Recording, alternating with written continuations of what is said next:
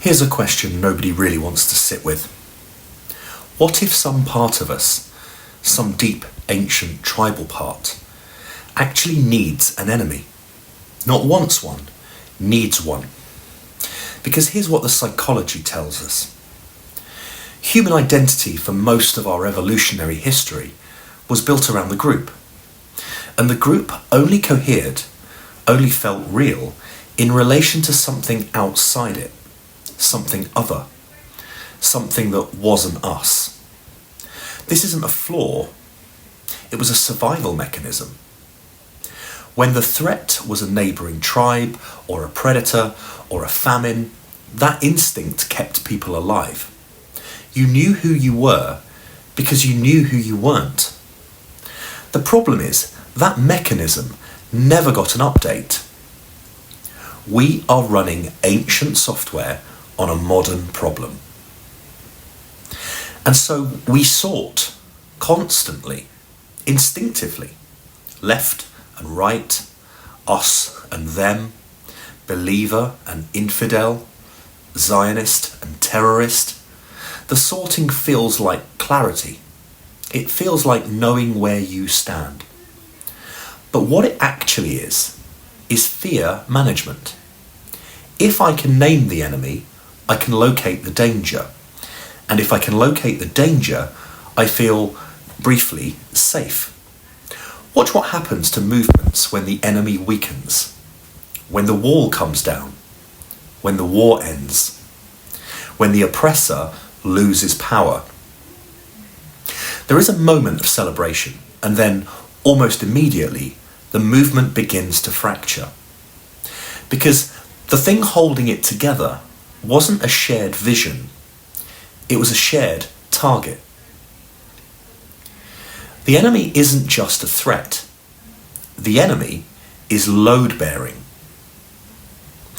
So when I look at what's happening in Gaza, in the West Bank, in every theatre of this ancient conflict, I don't just see military strategy, or religious conviction, or geopolitical manoeuvring. I see two groups of people for whom the other has become existentially necessary. Not because they want the violence, but because without the enemy, the question becomes, who are we? That's the most dangerous question a movement can face. And it's one worth asking anyway. Because there is another way to understand this, a deeper one. The Tao Te Ching, written 2,500 years ago, teaches that opposites do not fight each other. They define each other. They need each other. You cannot have light without dark, high without low, good without evil. They are not separate forces at war. They are a single dynamic, two sides of the same thing. Which means something profound and uncomfortable about every conflict you have ever witnessed. In a very real Taoist sense, we created each other. Israel and Palestine, East and West, believer and infidel. Each side called the other into being.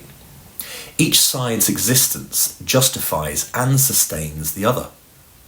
The dynamic is not a war between two separate things. It is one thing tearing itself apart. And if that's true, if we are not actually separate, the enemy in some fundamental way is a mirror. The only way out is not victory, it's recognition. The Tao Te Ching puts it simply. The sage does not contend, and therefore no one can contend with the sage. Non-contention, not surrender, not weakness, just the refusal to keep feeding the dynamic that is destroying both sides. There is another way to know who you are, not in opposition to something, but in relation to everything, not defined by your enemy, but connected to your humanity. You don't need a war to know that you're alive. You just need to pay attention.